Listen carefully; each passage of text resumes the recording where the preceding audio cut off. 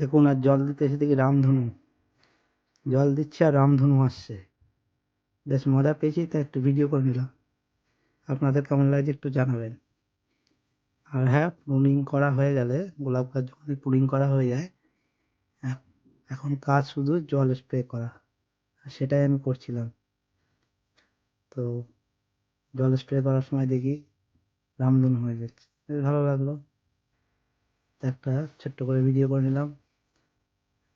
তো আপনারা যারা পুডিং করবেন, পুডিং করে খালি এরকম জল স্প্রে করবেন। জল স্প্রে করলে কস্টেলতে খুব ভালো হবে, আর ভালো গাছটাও খুব ভালো হবে। তো হচ্ছে প্রুনিং করার পরে আপনারা কী করবেন সেটাই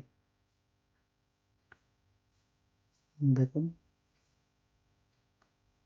প্রত্যেকটা গাছকে আমি সুন্দর করে ভিজিয়ে দিই, কিন্তু জল দেবো না, খালি যেইটুখানি জল স্প্রে হবে সেইটুখানি জলই, আর কিচ্ছু না। আজ তাহলে আসি, ধন্যবাদ।